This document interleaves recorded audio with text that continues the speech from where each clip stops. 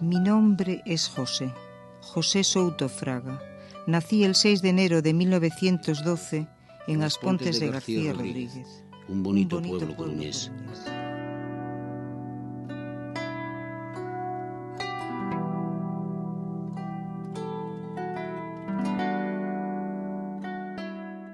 Fui el único regalo que trajeron los reyes a mis padres, y era la 9ª boca que tenían que alimentar.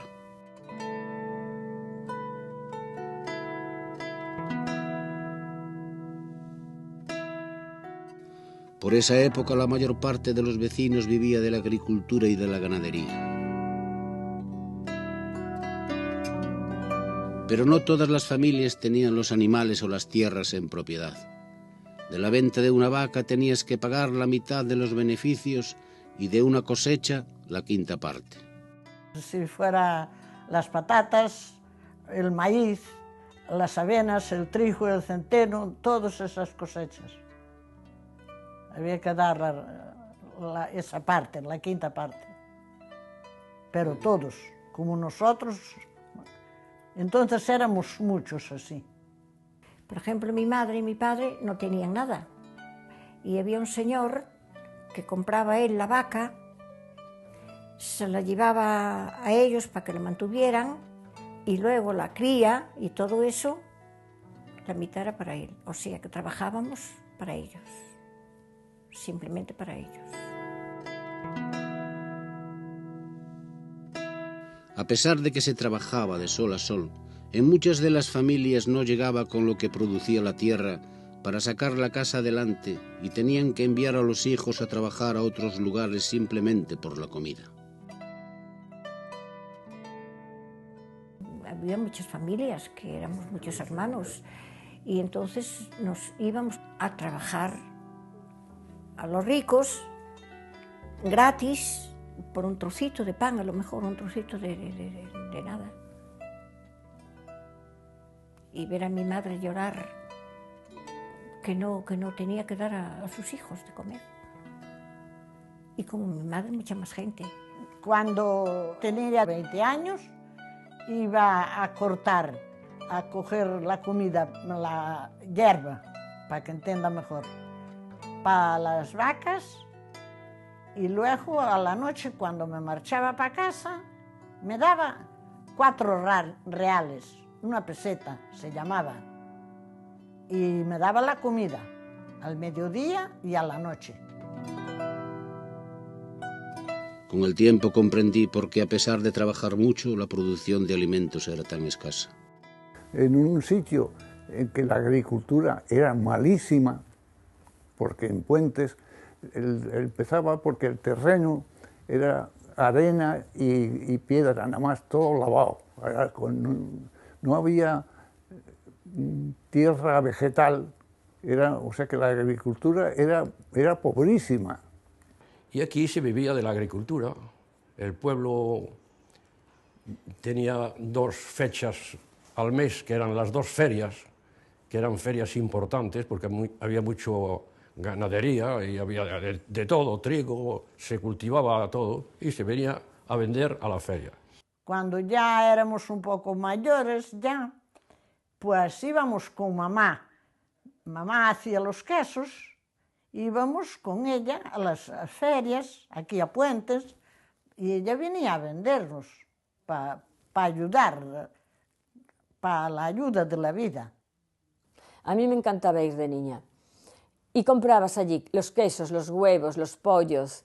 La gente traía la comida, el pescado que ya venía frito en unas tinajas, también se vendía en la feria.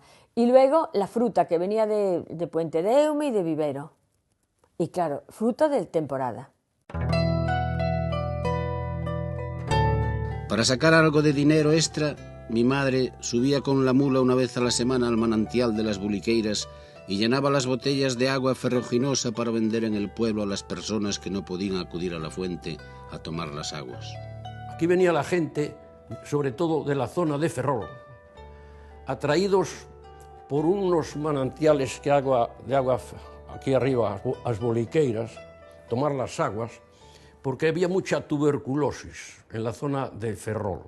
Entonces los médicos o las familias se escapaban y venían en el verano a pasar por aquí. Todas las casas de Puentes estaban alquiladas por gente de Ferrol.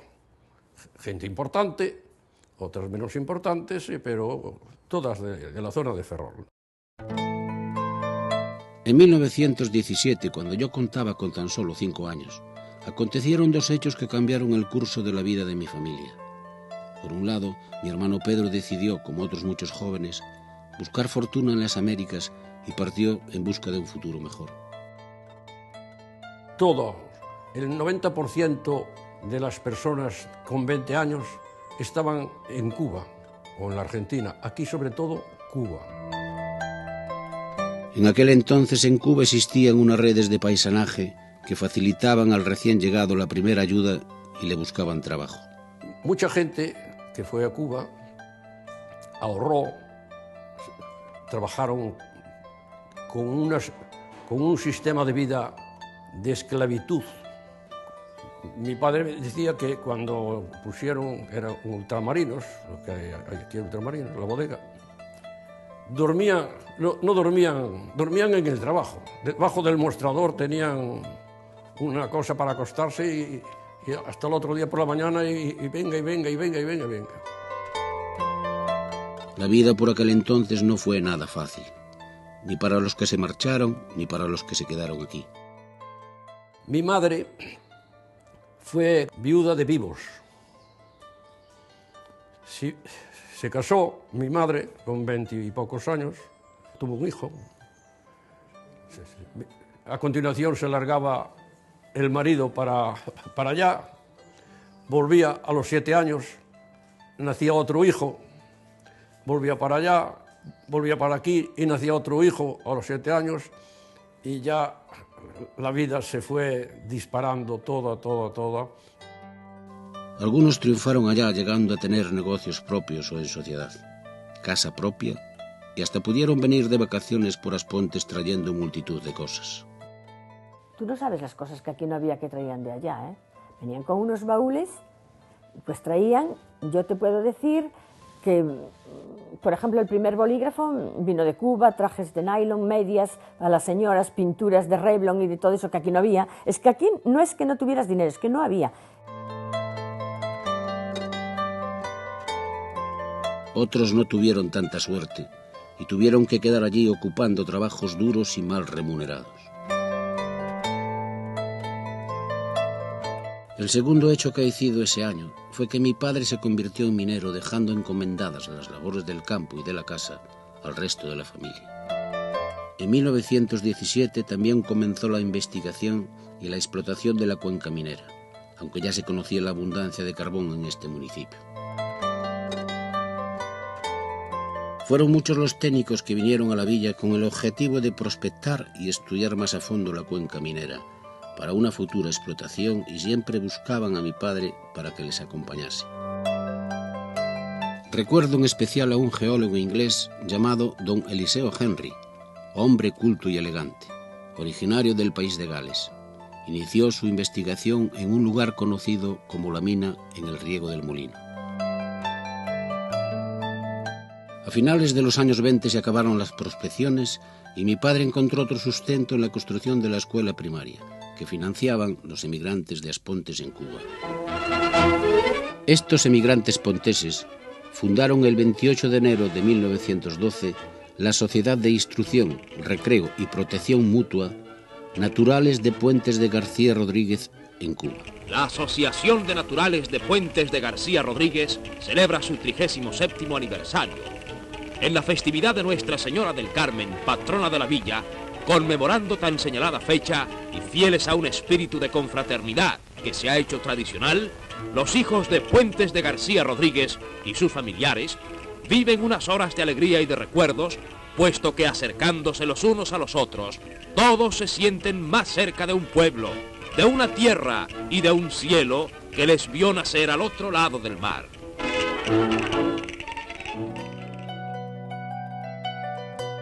Los fines primordiales que perseguía esta sociedad eran el de la instrucción primaria y gratuita en la villa y en las parroquias de las que se componía el ayuntamiento. Ellos mismos contaban con una deficiente formación, y en el momento de contactar con una realidad urbana y una sociedad más desarrollada como la cubana, es cuando se dieron cuenta de la importancia de una formación tanto cultural como profesional, y para ello comenzaron la construcción de 5 escuelas públicas.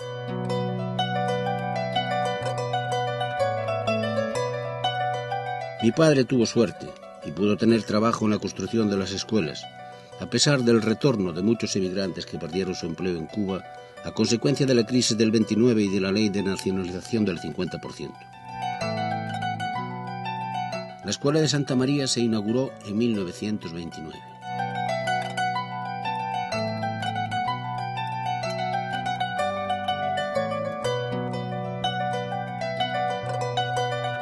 Fue la primera y la más importante de 5 que se construyeron en las parroquias del municipio.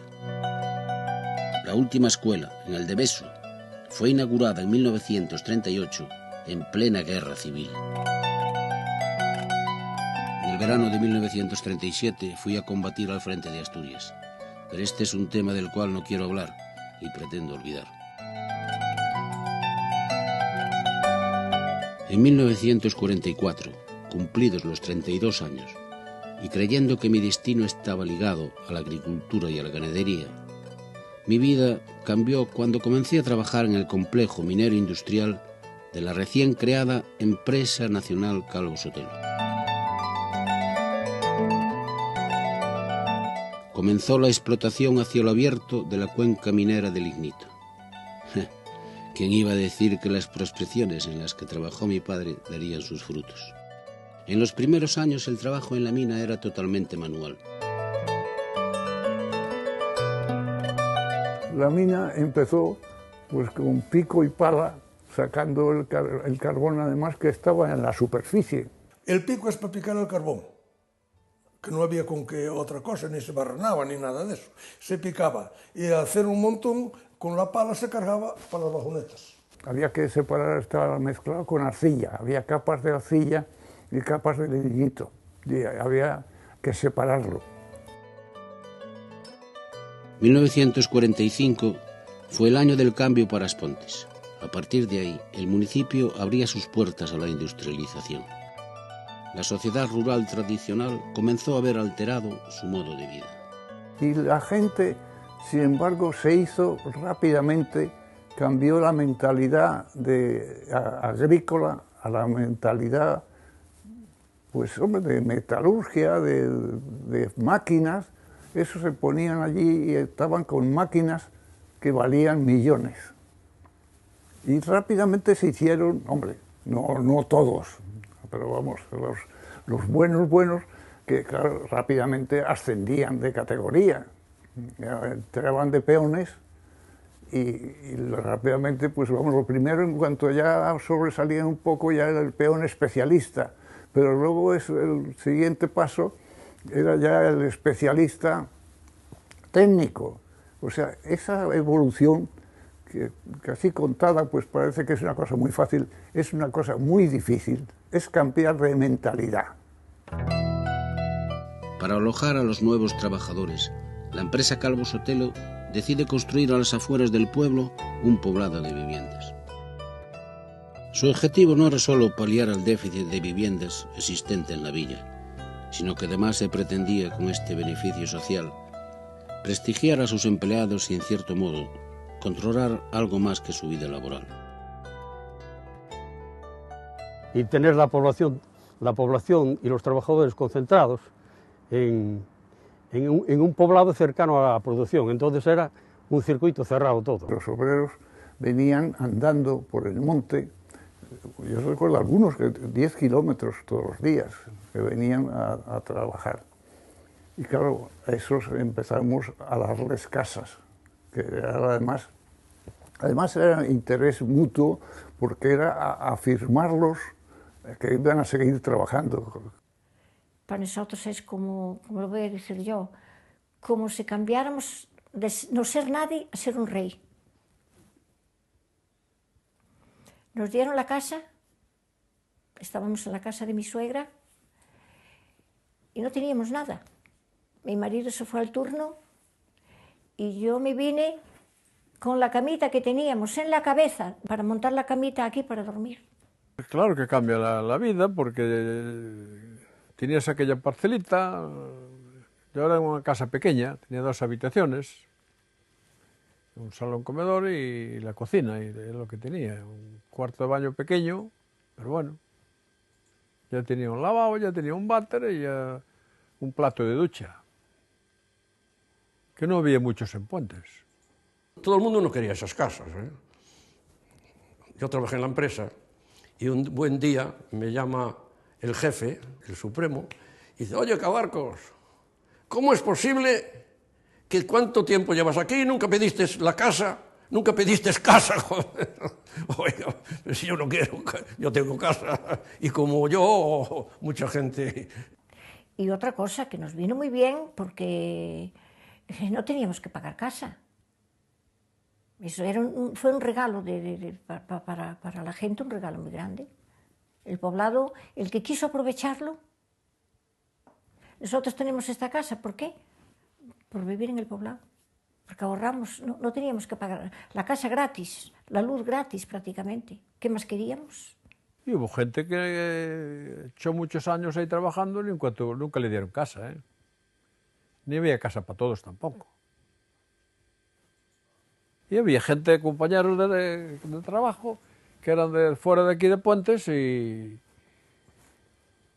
había que trabajar horas extraordinarias para poder subsistir.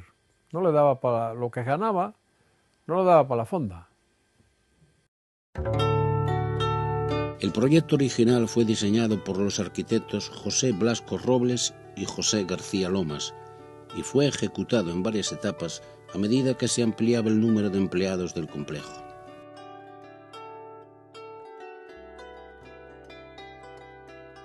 Con el objetivo de crear una entidad autosuficiente y buscando un efecto propagandístico de lo que significaba el nuevo Estado, además de las viviendas se construyeron escuelas, economato, capilla, dispensario médico, centralita telefónica e incluso un club social. Con estos servicios sus habitantes tenían cubiertas todas sus necesidades, alimentarias, educativas, culturales, deportivas y espirituales. Fui a la escuela, a las escuelas que inauguró la Calvo Sotelo. Tenía 6 años el año que se inauguraron y entonces pues fui con mucha ilusión porque eran unas escuelas para la época con unas instalaciones muy modernas. Se organizó unas escuelas, teníamos profesores, pero descubrimos que claro que gente que vivía a 10 kilómetros de distancia, el chaval ese no le tocaba comer. En su casa comía un trozo de pan o lo que sea, pero allí no. Y entonces decidimos dar de comer, dar una comida a los chavales, que no eran hijos de trabajadores. Pero claro, empezó la susceptibilidad de que dábamos de comer a los pobres. Entonces encontramos en todas las cosas, hay que pensar un poco. Dijimos, no, a ese comedor van de cuando en cuando los hijos nuestros. Y a los hijos nuestros les encantaba el ir a comer con sus amigos. O sea que ya no era el comedor de los pobres, era el comedor de los chavales. Las escuelas estaban ubicadas donde estoy el conservatorio, porque allí estaban todos los servicios de la empresa Calvo Sotelo. Las oficinas, la capilla, el bar, el club, que era un local de esparcimiento, el economato. El economato, pues las cosas mucho más baratas que fuera, para los empleados. Se podía pagar a contado o se podía también descontar al mes en la empresa. Las cosas las podías comprar, eso o que te los descontaran de la nómina. Te preguntaba el señor cuando ibas a comprar a crédito o a contado, y el vale era de distinto color según fueras a coger las cosas. También había telas, toallas, ropa interior. Y además había de todo. Primero empezó solamente con comestibles y después había de todo, de telas, de todo. El economato anuló iniciativas. Nadie podía competir con el economato. ¿Quién competía con el economato? Si los demás buscábamos un beneficio y la empresa sacrificaba eso, y al contrario, aún los locales no costaban nada, pues oiga, aquí el comercio ese pues quedó achicado, pero no de todo, pero muy bajo de todo. A nivel urbanístico, el poblado constituía una auténtica ciudad-jardín, con un gran valor arquitectónico y patrimonial. Para desarrollar en profundidad estas industrias, hubo que recurrir a las expropiaciones. La expropiación, cuando expropias un terreno que es bueno y que te da mucho dinero, pues pides la nuna. Si ese terreno es muy malo y no te da nada, pues no tiene... o sea, en mi tiempo ya no hubo problema de expropiación. Yo creo en general que eran de baja calidad. Lo que pasa que hay que tener en cuenta que había familias que vivían de aquello. De baja o alta calidad, pero era lo suyo, ¿no? Necesitaban aquello para poder vivir, y ya algunos ya empezaban a trabajar en la industria y ya la cosa se mejoraba, pero había otros que vivían exclusivamente de sus huertas y de su ganado. La expropiación, además, fue voluntario. Lo que no quería vender, lo dejaba. Pero pasaba la expropiación, forzosa, pero tardaba 5 años en cobrar. Y le daba más. Pero si pasan 5 años, de aquí a 5 años, aunque vendía más, no me compensa mucho, porque las cosas van para arriba. Hubo casos terribles con la expropiación. A nosotros los campos de fútbol, esos fueron nuestros, y fueron liquidados por 5 duros. Seguimos nuestra vida porque no era fundamental eran unos montes, unos prados, unos pinares. No nos cambió mucho el sistema de vida, pero a otra gente sí que les cambió. Había una familia de cubanos, precisamente, ya retirados, con hijos abogados y médicos. A esta familia la quisieron echar de casa y ellos se negaron, y tuvo que venir la Guardia Civil, vino la policía de Coruña y se hizo un escandalera ahí para estos señores. Los arrancaron de sus casas, tuvieron que alojarlos las familias, y eso causó en el pueblo una cosa terrible. Eso nunca se había... Y después se expropiaron, pero después la gente se humilló. Le expropiaban y se humillaban. Usted tenía 10 fincas, se las cogían, y después a muchos le dieron puesto de trabajo. Para vender el terreno le dieron puesto de trabajo y le compraron el terreno. en el precio de la expropiación iba a colocar un hijo o un miembro de la familia. Entonces, aquí la autoridad del pueblo se cambió. La autoridad era la empresa.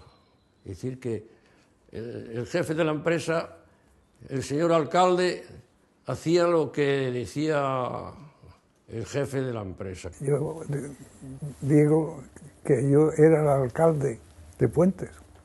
La realidad es que teníamos unos vigilantes, que eran guardias civiles, que dependían de mí.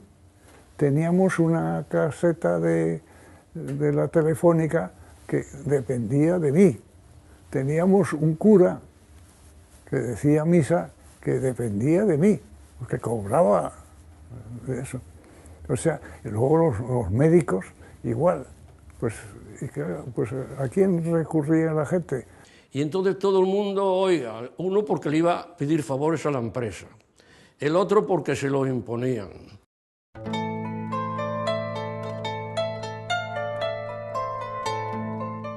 En el año 1946 comenzó la construcción de la central térmica.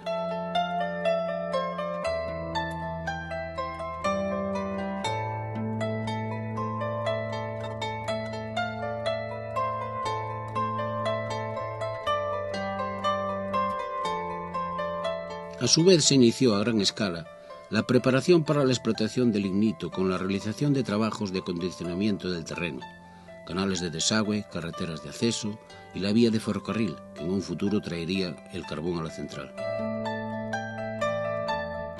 Este año nos trajeron la primera máquina excavadora, a la que llamábamos Amén, con un cazo de 1 metro cúbico, la cual utilizábamos para el desmonte de las capas que no tenían carbón, que es lo que le llamábamos estéril.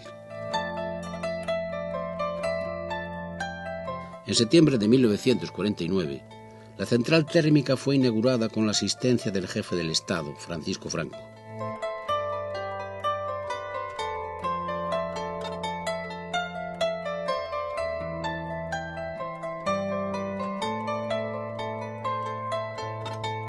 Recuerdo todavía la gran cantidad de militares que acompañaban al séquito por motivos de seguridad. Pero había tantos guardias que estaban con los mosqueteros así. Y la central estaba en marcha, pero no producía. Estaban los molinos en marcha, pero no producía. Y hubo un salto que pararon los molinos, hubo un corte, no sé qué pasó ahí, hubo un corte y nosotros no nos podíamos mover, porque estaban los policías ya ahí encañonando. Traían carbón de la mina con vagonetas.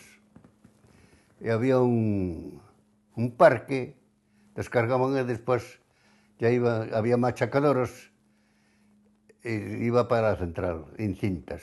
La central térmica era Suiza. Pero cuando mandaron las pruebas para hacer la central, escogieron el carbón, de lo mejor, ¿no sabes?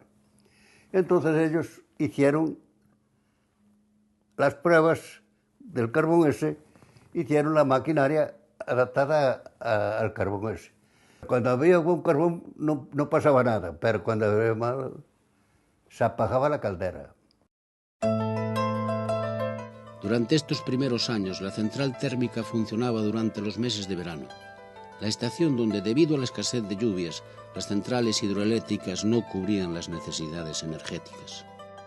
Funcionaba cuando necesitaba, cuando hacía falta, cuando no llovía, porque la base de la producción eléctrica en España era la hidráulica. Cuando llegaba el verano, que había poca agua, entonces recurrían a la térmica, porque la térmica era más cara. Claro, el agua es el agua nada más. La térmica es que tienes que alimentarlo. Muchas veces no funcionaba porque no había... Cuando funcionaba todo el año era cuando se montó la fábrica de abonos. Antes no, porque no había líneas. Había esa de Viesgo, que tenía muchos altos y bajos, no era formal la línea esa. Para aprovechar la inmensa cantidad de lignito en la cuenca, decidieron construir una fábrica de fertilizantes. El objetivo señalado por la empresa era dedicar su producción al campesinado gallego, teniendo en cuenta su proximidad y las características ácidas del suelo en la zona noroeste. Yo recuerdo cuando se estudió que se hablaba, en los años 50 y poco, que se iba a montar una fábrica de abonos. Y el carbón se ha escogido, se mandaba a Alemania en bidones de 200 litros. Lo almacenamos y se sellaban los bidones para mandar a Alemania. Pero se escogía el carbón. Después vinieron los problemas al final. Había unas zonas de carbón buenísimo, que era como petróleo líquido o sólido, que le llamaban la piropisita, una de las variedades del lignito. Aquello, cuando venía aquello era una maravilla, funcionaba, pero claro, después había otra zona que tenía piritas de hierro, sulfuro de hierro, que daba una cantidad de azufre impresionante.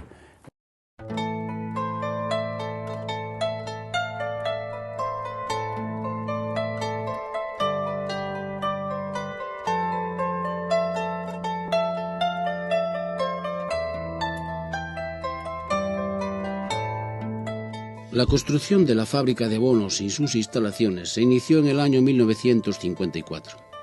Este proceso contempló la ejecución de la propia planta y de sus edificios de servicios generales y auxiliares. Entre estos se encontraban las oficinas generales, los talleres generales, el almacén general, el laboratorio, el edificio de bomberos y seguridad y la subestación eléctrica principal y auxiliar. Al igual que el poblado, los edificios fueron diseñados por los arquitectos de la empresa, José Blasco Robles y José García Lomas, todos ellos de estilo racionalista y de gran valor arquitectónico.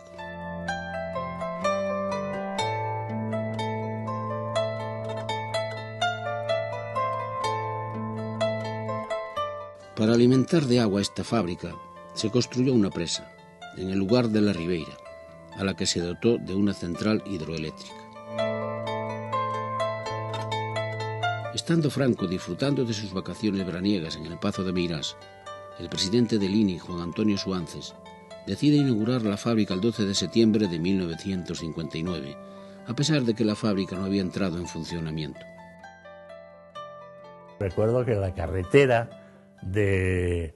a Puentedeume, la carretera de Puentes a Puentedeume, que era una carretera de piedra, de tierra, estrechísima, era un problema aquello tremendo, pues se le dio un bañito de asfalto que duró una semana, ¿no? Pero se le dio un bañito de asfalto porque venía Franco a la inauguración. Porque todo es teatro. Fue a inaugurar la fábrica que todavía no funcionaba. Tuvimos que llevar para que lo viese unos sacos de la fábrica nuestra de Puerto Llano. Coste que en los sacos ponía que era de Puerto Llano, tal y cual, pero para que viesen lo que íbamos a hacer nosotros. En Puentes de García Rodríguez son recibidos por el presidente del Instituto Nacional de Industria, señor Suances, consejeros y autoridades, su excelencia el jefe del Estado y su esposa, que en el edificio de la empresa nacional Calvo Sotelo inauguran con diversos ministros del gobierno la nueva fábrica de abonos nitrogenados.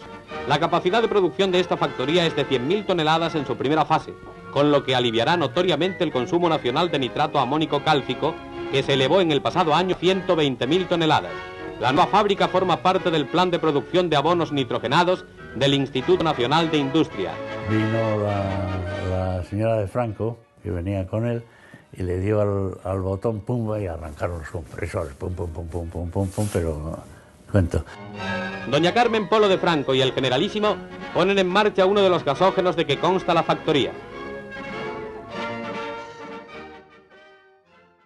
Y al llegar al envasado final, a la ensacadora, estaban las máquinas que sacaban los sacos de válvula, que los metías allí, pum, y salía. Pues trajimos abono de Puerto Llano, lo metimos en las tolvas y las hicimos funcionando, pero nosotros no habíamos empezado a producir todavía. Las medidas de seguridad, pues 2 o 3 días antes apareció allí un teniente coronel que era el jefe de la seguridad, me encargaron que la acompañase. Era muy simpático, yo expliqué los sitios donde podíamos ir, bueno, pues entonces la mina. Después de haber efectuado una detenida visita a las instalaciones, se trasladan a los yacimientos de lignito que se extienden desde la propia villa de Puentes, en una distancia de 6 kilómetros, hasta el lugar en que se realiza la explotación. Funciona aquí una moderna maquinaria de extracción y movimiento de tierras con la que se manipula la materia prima. La mina había llovido y estaba la carretera, que era arcilla pura, que aquello era un patinaje. Y bueno, aquí puede pasar su excelencia con su coche y uno de la protección. Pero lo demás, si empiezan a venir ministros, que claro, detrás de Franco iban todos los ministros y las ministras, se van a organizar en un atasco ahí que no va a poder salir luego Franco. O sea que, no se preocupe usted, yo lo resuelvo, en efecto. Cogió sus muchachos, al principio de la bajada los puso, y coche que llegaba, coche que paraba, y como a la gente le gusta mucho cebollear, como decíamos allí, pues las ministras, que iban todas elegantes, se metían por el barro allí para estar en primera fila. También vino Franco, vino a la mina, a ver la mina, y aquel día nos ponieron todo de buzo, que de aquella no se daba apenas buzo, poníamos buzo, que era el tiempo verano, y zapatillas, y pues, todos muy bien. Se marchó Franco y volvemos a coger la ropa que teníamos. Aquello lo tiraron todo. Mira lo que sabía de aquello. De aquello lo puso muy bien allí, pero se vistió aquel día, nada más. Una vez inaugurada, se tuvieron que realizar modificaciones en su diseño para ponerse en marcha. El primer nitramón se produjo a mediados de 1960. Y salía la síntesis del amoníaco, que funcionó muy bien.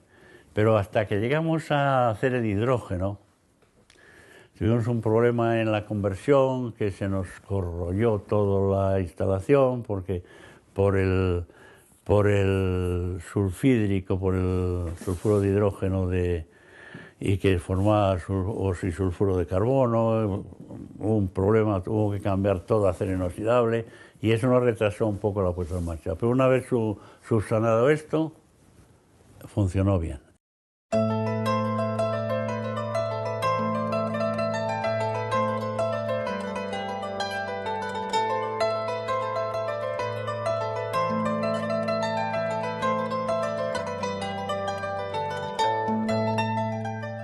La singularidad del proceso de fabricación de amoníaco radicaba fundamentalmente en la gasificación del lignito, utilizando el proceso Coper-Stokes. El objetivo era producir un gas del que, una vez sometido a una serie de fases de depuración y conversión, se recuperaba hidrógeno. A partir de ahí, y juntamente con el nitrógeno, separado del aire en la instalación de fraccionamiento de aire, se obtendría el amoníaco por el método de síntesis.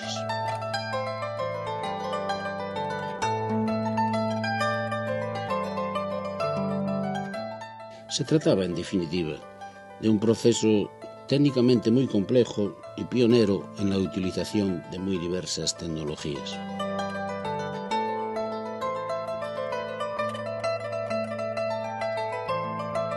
El proceso de fabricación se iniciaba con la llegada del lignito, que conforme venía de la mina, se vaciaba en un silo de 4.500 toneladas de capacidad, de donde por medio de unas cintas transportadoras pasaba a la sección de trituración previa y posteriormente a otras 2 secciones.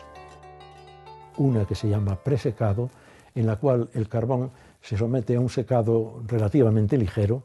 En la sala de secado lo que se procede es a un secado más avanzado del lignito y simultáneamente a su pulverización. Desde esa instalación de secado y pulverización, el lignito se transportaba mediante nitrógeno impuro, través de tuberías, primeramente hasta unos hilos intermedios de lignito pulverizado, y de eso se alimentaba a la instalación de gasificación. Entonces, en el edificio de gasificación es donde el lignito pulverizado se transforma en un gas. Ese gas se obtiene mezclando el lignito con oxígeno, que a su vez procedía de la planta de fraccionamiento de aire, aprovechando la humedad residual que quedaba en el lignito y en algunos casos inyectando vapor. Y a una muy alta temperatura, de hecho los gasógenos trabajaban pues alrededor de 1600 grados de temperatura, el carbón se convierte en esa mezcla de lo que le llamábamos el gas de síntesis, que era fundamentalmente la mezcla de monóxido de carbono, CO, e hidrógeno. Y luego una serie de componentes secundarios que era necesaria su eliminación. El gas que sale de la gasificación se lava también unas torres para eliminarle las partículas sólidas y pasa a la instalación de desulfuración húmeda. En la instalación de desulfuración húmeda se lava con carbonato potásico y se elimina la mayor parte del sulfídrico que contiene. Este sulfídrico que queda fijo se destila, se calienta y se produce un gas que se envía a una nueva instalación, que es la de recuperación de azufre. En esa instalación de recuperación de azufre se somete a un proceso en el cual el sulfuro de hidrógeno sulfídrico que lleva el gas, que llevaba y que se ha separado, se transforma en azufre elemental, azufre muy puro, que se separa y se vende.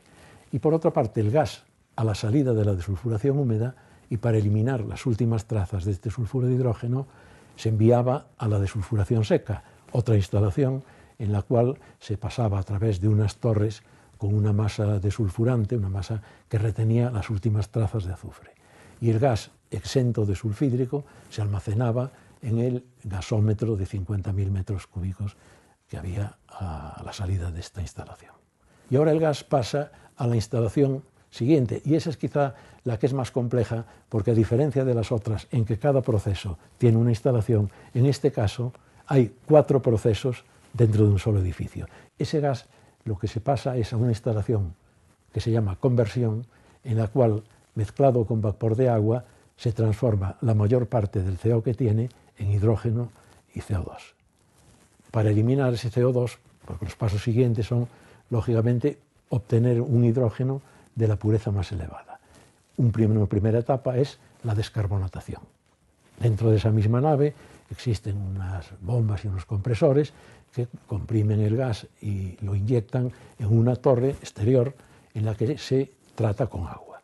El agua esta disuelve la mayor parte del CO2, esa agua saturada de CO2 va a una torre de desgasado, el CO2 sale a la atmósfera y el agua retorna al circuito. Y para eliminar las últimas trazas que quedan, pasa a una tercera instalación en esta nave, que es el lavado con sosa cáustica. Y el gas, exento totalmente de CO2, pasa a una cuarta instalación, que es fraccionamiento de gas, en la cual esos restos se eliminan por lavado con nitrógeno líquido. Y en ese proceso se ajusta al mismo tiempo la proporción entre el hidrógeno y el nitrógeno para que la mezcla que salga tenga las proporciones justas para la fabricación de amoníaco. Y ya en la quinta etapa dentro de esa nave, la mezcla de hidrógeno y nitrógeno pasa a los tubos de síntesis, en donde con un proceso de muy alta presión se transforma en amoníaco líquido. Este amoníaco líquido se almacenaba primeramente en unos tubos de 10 toneladas, me parece recordar, cada uno había 5 tubos de capacidad de 10 toneladas para amoníaco, y posteriormente, cuando se empezó a traer amoníaco del exterior, se instaló una esfera con capacidad de 400 toneladas. Y de ahí sale, de esos depósitos, una parte del amoníaco va a una planta que se llama fabricación de ácido nítrico. Se transforma en ácido nítrico, también tiene unos tanques de almacenamiento intermedio, etc., y pasa a una nueva planta, que es la de fabricación de nitrato amónico. En esa planta de fabricación de nitrato amónico se mezclan los dos componentes, se produce una disolución de nitrato amónico que se evapora, se seca, se granula, se le incorpora caliza. Había un pequeño parque de caliza, una instalación de trituración y pulverización de caliza que se incorporaba a la de fabricación de nitrato amónico. Y se separa al final el producto final, que es el fertilizante nitrogenado, el nitramón. Y a su vez ya el nitrato amónico, una vez fabricado, pasaba a un silo de almacenamiento. Un silo que tenía aire acondicionado. El nitrato amónico es un componente muy higroscópico, y en el momento que hay humedad en presencia se forma una pasta tremenda. Entonces estaba con aire acondicionado, y de ese silo, que era una construcción espectacular, muy bonita, pasaba ya a las zonas de ensacado. Estaba cerca, anejas al propio silo, entonces ahí se ensacaba en sacos, podían ser sacos de yute, sacos de plástico, sacos de papel, de distintas capacidades, y de ahí ya era la expedición comercial del nitrato amónico. La fabricación del abono que aquí se hacía, que era el conocido nitramón, era un abono específico para Galicia, para tierras ácidas, con un contenido en nitrógeno medio bajo y una aportación de caliza, de cal. En Galicia hay que tener en cuenta que no había un mercado de abono nitrogenado. Tradicionalmente se utilizaba abono orgánico, dada la abundancia de ganadería, y se conocía un poquito algo natural, el nitrato de Chile que venía de importación y nada más. Como consecuencia de que no existía consumo, tampoco existía una red comercial, y fue necesario crear, en principio, esa red. Para ello se hizo una comarcalización de todo Galicia. En cada comarca se nombró un distribuidor a los que se empezó dando apoyo y asesoramiento, y que permitió en unos años ya disponer de una red importante de mayoristas capaces de atender un mercado que además era difícil llegar a un mercado capilar, también minifundista, como es la agricultura en Galicia, ¿no? Empezamos a producir y claro, cuando ya conseguimos que marchase bien, eso producía 300 toneladas día, ¿eh? Y cuando nos dimos cuenta estaba el silo lleno y no vendíamos nada porque no había mercado.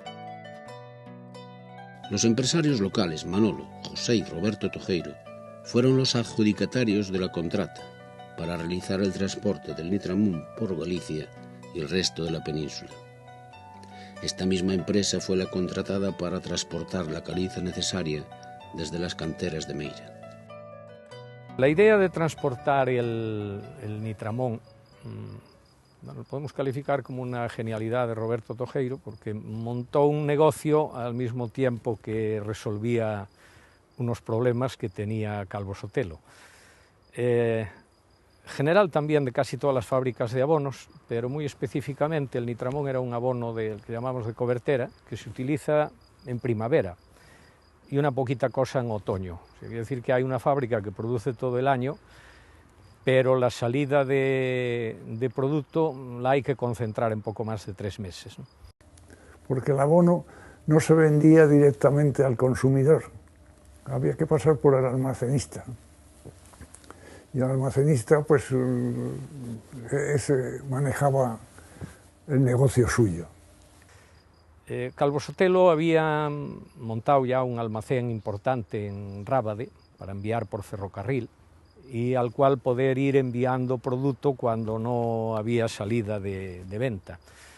Pero esto era insuficiente y en los momentos de consumo pues se creaba aglomeración de camiones, los camioneros no les interesaba esperar tanto, había unos problemas también con compensaciones de transportes por distancia que a veces daba lugar a competencia desleal, en fin, que aquello era un poco embarullado y entonces el planteamiento de Roberto pues ahí fue perfecto, o sea, él se responsabilizaba de transportar, de tener en todo momento camiones para que no hubiera paradas en el cargue de fábrica, pero que al mismo tiempo los camiones no tuvieran unas esperas excesivas.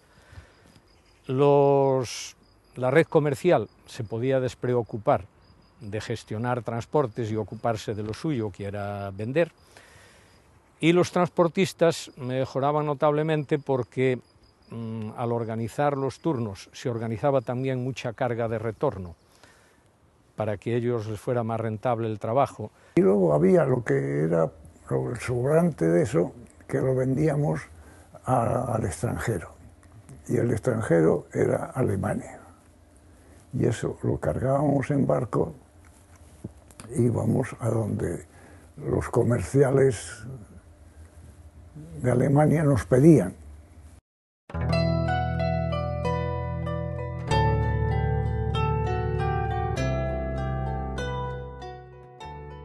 Debido a la ausencia de personal cualificado, la empresa decide en los años 50 la creación de una escuela de aprendices que situó en las instalaciones de la fábrica en un edificio que fuera utilizado como almacén. En este edificio, en la parte de aquí había una fresa, había un torno, había máquinas de soldar y luego en la parte de allí había aulas de dibujo técnico y arriba aulas de formación, aulas de estudio. Para acceder tenían preferencia los hijos de los productores. Tenía una duración de 4 cursos académicos denominados orientación, aprendizaje, especialización y perfeccionamiento. El profesorado pertenecía al cuadro de personal de la empresa. Los profesores de la escuela eran técnicos que trabajaban en la central y en la fábrica de abonos. Para el ingreso, los aspirantes tenían que tener cumplidos los 14 años y superar un examen de acceso. Para entrar a la escuela nos hicieron un examen, a mí en concreto en junio del 64, y luego entré el 5 de octubre del 64.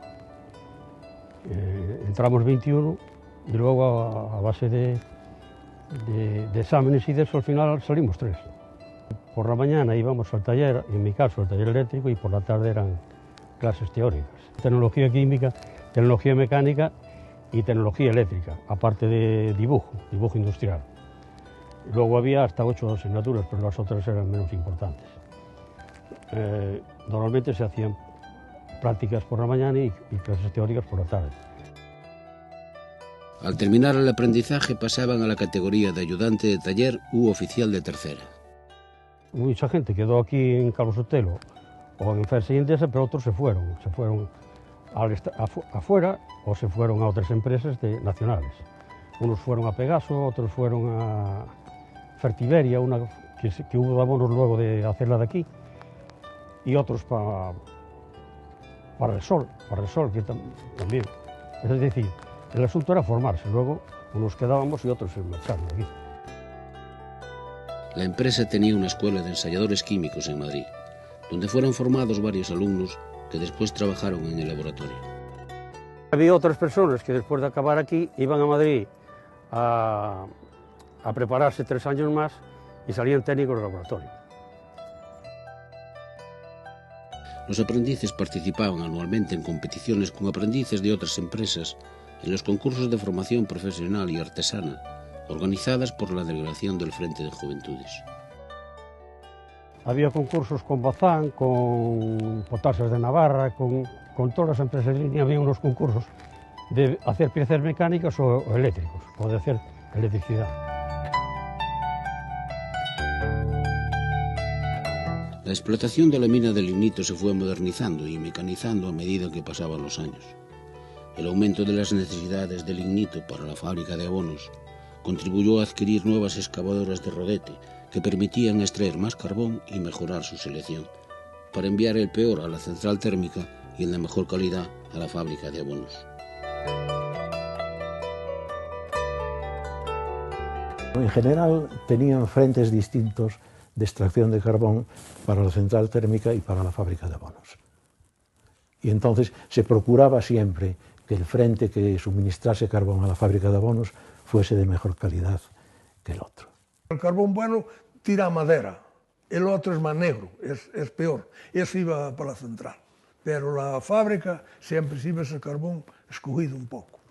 El hecho de cambiar a una máquina de rodete, que era lo normal en toda la minería a cielo abierto de lignito en toda Europa, en el mundo entero, pues era el rodete, porque el rodete sí que permitía ir peinando los estratos, primero lo que es estéril, luego lo que es carbón, volvían al estéril y los peinaba de una forma muy racional y además muy selectiva, de manera que separaba, en la medida de lo posible, el estéril del carbón. La maquinaria estaba dirigida manejada por una sola persona, que estaba en una cabina pequeña que tenía ahí un lateral, y estaba dirigida desde el suelo por un técnico que era realmente el que controlaba toda la operación, tanto de la excavación como del transporte.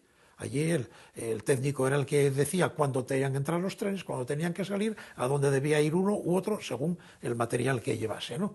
El equipo de sondeos que había en aquel momento disponían de una máquina, ya digo, muy vieja, muy poco rendimiento, y estaba formado por 3 personas, una que era el sondista, el que, digamos, dirigía las maniobras, las llevaba a cabo, y 2 peones que movían los materiales necesarios para hacer la perforación.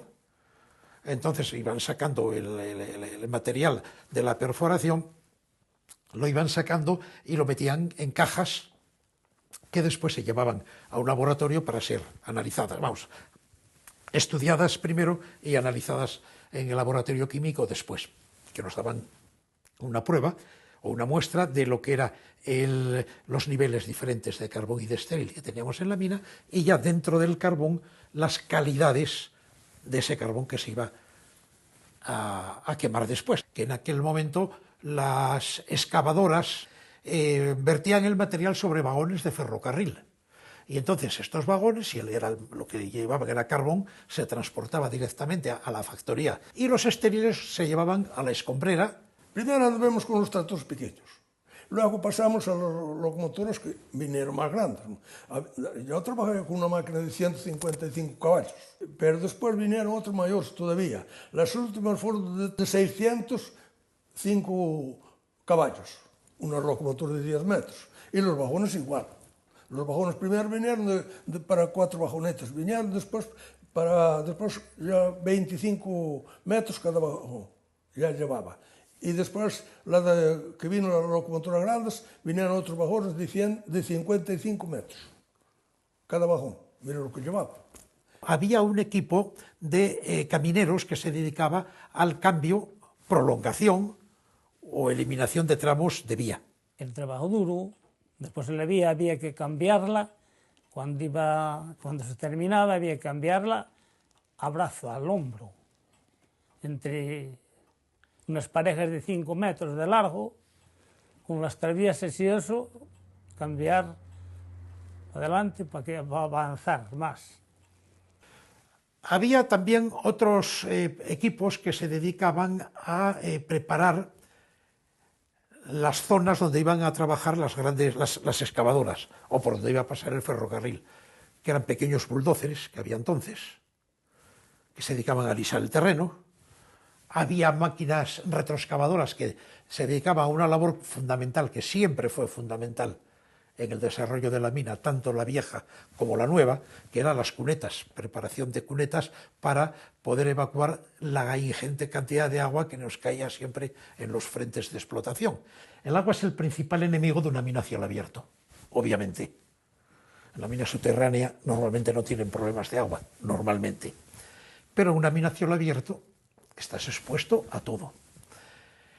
Y si esa mina a cielo abierto está ubicada en uno de los puntos de la península ibérica donde más agua cae a lo largo del año, pues entonces ya es el colmo. No había trazas de agua, no había nada, y después vinieron los trazas de agua y había que un turno se vestía, cuando salía lo tenía que dejar allí en el almacén, y venía otro y tenía que poner la ropa de los otros.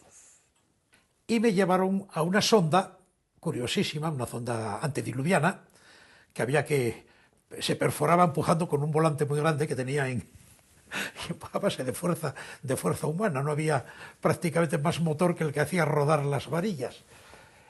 Y estaba metida en una zona donde los sondistas les llegaba el agua por las rodillas. Las primeras botas que tuvimos en la mina eran zuecas encañadas con las cámaras de los coches.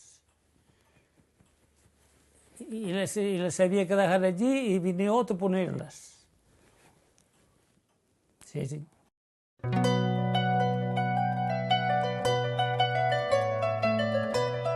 Durante estos años, la empresa participaba y colaboraba en la organización del tiempo libre de los trabajadores. La empresa canalizó las actividades colectivas, deportivas y culturales a través del Club de Empresa Calvo Sotelo, que fue constituido el 6 de febrero de 1959. En un principio el carácter elitista del club quedó patente al no admitir a la clase obrera ni a personas de la localidad que no fueran empleadas de la empresa. De esta manera, solo podían formar parte del personal técnico, administrativo y subalterno.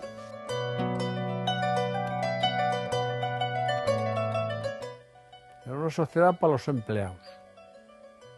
Donde empleados eran de jefe de equipo para arriba. Un jefe de equipo ya no era empleado. Sin embargo, era empleado con botones y las ordenanzas. No teníamos acceso los que estábamos currando. Había dos categorías, empleados y obreros. El club tenía dependencia financiera de la empresa y como objetivo estimular la camaradería profesional estando integrado en la obra sindical de educación y descanso. Realizaba actividades como las fiestas de Navidad y Reyes Magos, y la empresa regalaba vales para cambiar en el economato por artículos comestibles y juguetes. Organizaba también excursiones en las playas y una gran cantidad de actividades deportivas, muchas de ellas realizadas en el nuevo campo de deportes que construyó en 1960.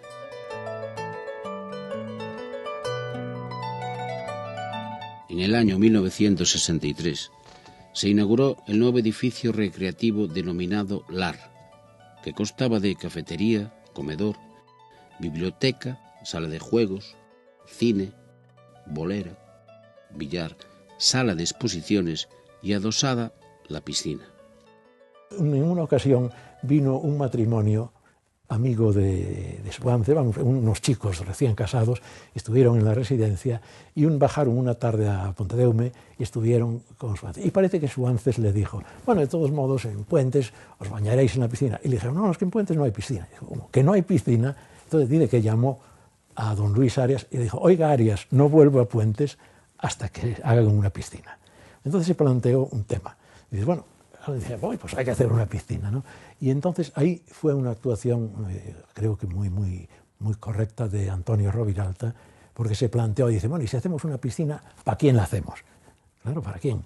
Porque claro, decía, es verdad, vamos a poner una en la residencia, 3 piscinas se descartaba por razones de tipo económico, entonces Roviralta dijo, no, mira, yo creo que ya es hora de que una piscina sea para todo el mundo.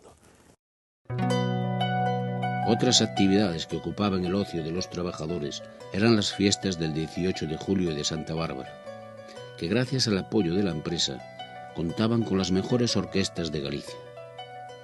Estas llegaron a superar en público y espectáculos a las fiestas patronales del Carmen y de la Fraga. Aquí venían las orquestas mejores. Aquí llegaron a venir en una ocasión vino el palco que giraba con 2 o 3 orquestas, causó sensación. Aquí venía la gente de fin del mundo ver el espectáculo que había allí. Pero todo eso era a base de dinero, porque había dinero. Había cantidad de competiciones, de gincanas, de concursos, rallies. Bueno, yo creo que hubo boxeo, hubo fútbol, hubo de todo. Hubo toros. Eran unas fiestas espectaculares. Se celebraba la fiesta de Santa Bárbara, fiesta de los mineros. Y había un local para los empleados, donde les servían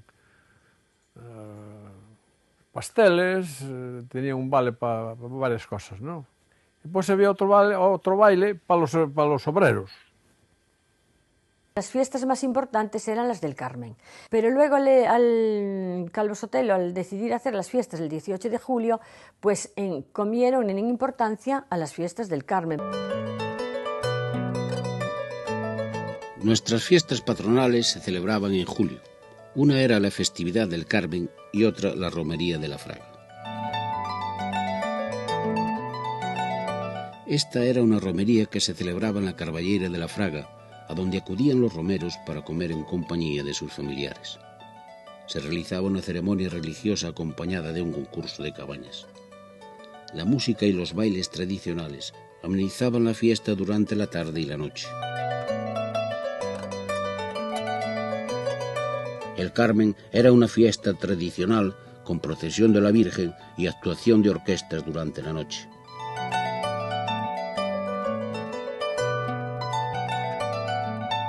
La iglesia y lo religioso estuvo muy presente en el municipio y en el poblado.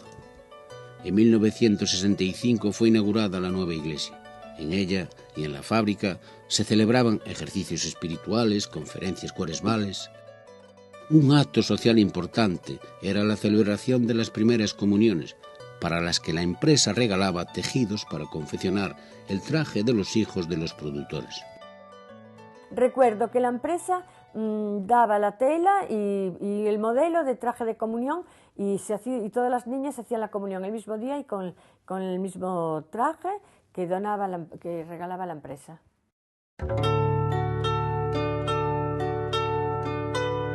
El impacto y las transformaciones que se produjeron en el municipio a consecuencia de la instalación de esta empresa fueron muy notorias. La primera consecuencia fue el incremento de población por las oleadas de trabajadores que vinieron a Aspontes para la construcción y posterior explotación de las fábricas. Así, la población del municipio pasó de poco más de 5.000 habitantes en 1940 a unos 6.000 en 1950 y a más de 8.000 habitantes en 1960. Este incremento poblacional provocó un crecimiento urbano considerable con el desarrollo del poblado y el crecimiento de barrios como La Casilla, La Parrabazán y la edificación de nuevas calles en el casco urbano. En el sector comercial se produjo una transformación importante. Se reformaron las antiguas tabernas en cafés y bares, se montaron comercios especializados, desapareciendo los comercios tradicionales que surtían de artículos de primera necesidad a la antigua población rural. El tiempo de ocio se ocupaba en los recién creados cines Hispania y Alobi. A las sociedades recreativas como el liceo y el casino acudían los hombres a jugar la partida o a leer el periódico. Todo ello era indicativo del crecimiento del nivel de vida de la población. A mediados de los años 60 entraron en funcionamiento nuevas fábricas de fertilizantes en el resto de España, que producían abonos más baratos, por utilizar como materia prima derivados del petróleo y del gas natural. Asimismo, aumentaron las importaciones de fertilizantes que se producían en otros países. Para adaptarse a esta nueva situación, la empresa decide comprar nafta en la recién inaugurada refinería de petróleos de A Coruña e introducirla en la fase de gasificación junto con el lignito, aunque la experiencia no fue del todo satisfactoria. Marchábamos, pero había problemas por la calidad del lignito. Si era bueno funcionaba muy bien, si no había problemas, atascos y tal. En aquella época ya empezaron a funcionar refinerías en España, ¿no? Y entonces había nafta muy barata porque no tenían salida. Y entonces hicimos una prueba con nafta de gasificar. En vez de lignito metíamos nafta, en vez de un tornillo de alimentación de carbón, de polvo de carbón, metíamos una bomba de líquido, de nafta, y funcionaba muy bien. Pero hubo unos problemas que no ocurrían con el carbón, que se formaban unos compuestos, unos polímeros en la parte de líquido, cuando el lavado de nitrógeno líquido, que obstruían esto, y tuvimos que dejar la nafta.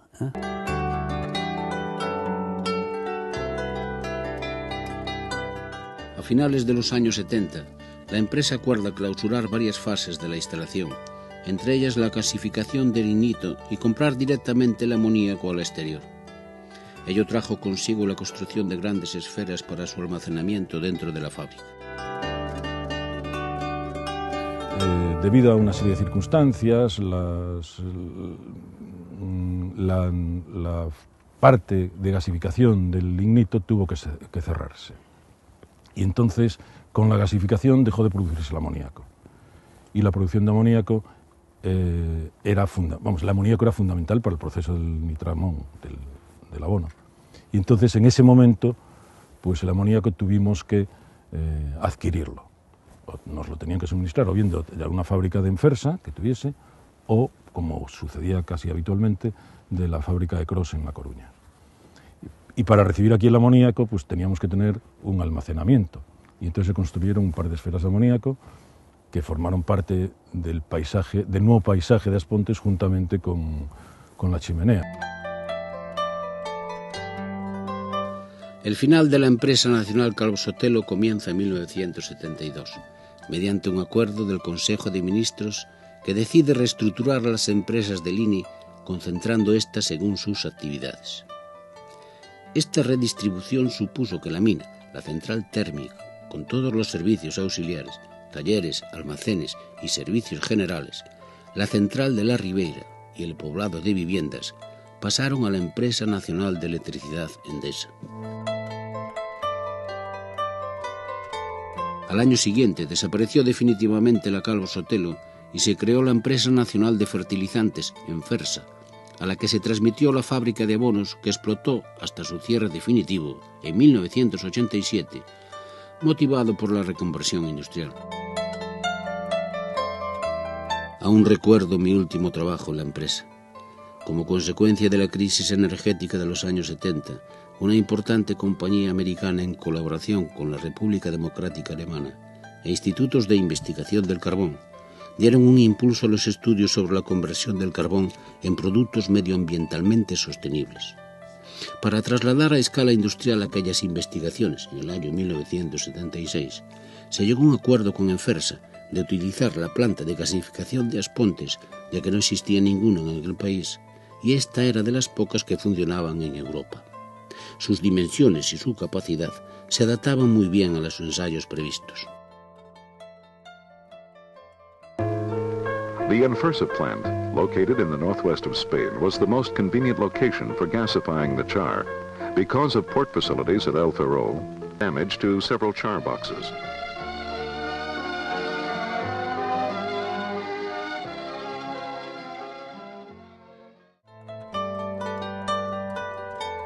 Durante una semana se llevaron a cabo las pruebas para las que se utilizó un subproducto, char, procedente de la destilación del carbón, para obtener un gas limpio y aceite sintético. Este residuo carbonoso se transportaba en barco desde Estados Unidos hasta Ferrol y desde esta ciudad hasta As Pontes en camiones. Una premonición de lo que ocurriría 20 años más tarde. Veo que la historia siempre se repite.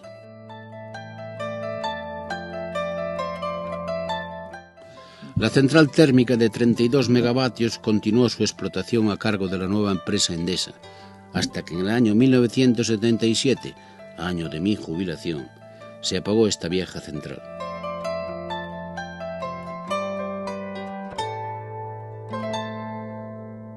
Fueron tiempos difíciles, quizás para algunas familias más que para otras, pero en todo caso, para As Pontes ha supuesto una transformación radical de cara al futuro. Lo más destacable de esa época, desde mi punto de vista, tiene que ver con las personas y con el esfuerzo. Todas aquellas personas que en aquel momento, de inicio de la Calvo Sotelo, proviniendo del mundo rural, han sabido transformar sus vidas y sus habilidades a la industria química, algo totalmente novedoso en aquel momento, convirtiéndose a lo largo de los años en profesionales de gran prestigio.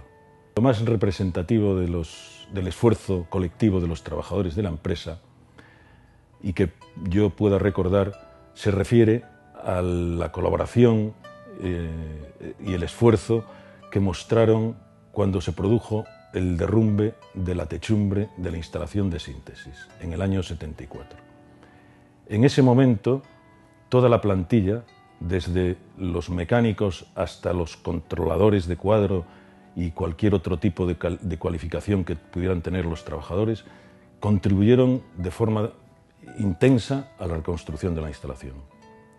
Eso llevó a que en muy pocos meses la planta estuviese funcionando nuevamente. Sin embargo, con la desaparición de Enfersa y Calvo Sotelo, no se produjo sino la transformación del futuro de As Pontes.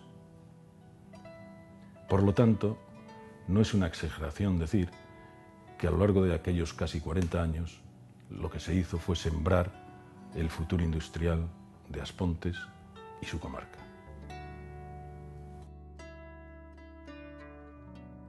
Todo lo que yo viví en Aspontes y creí que había sido algo grande, se quedó pequeño con la llegada de Endesa a este pueblo.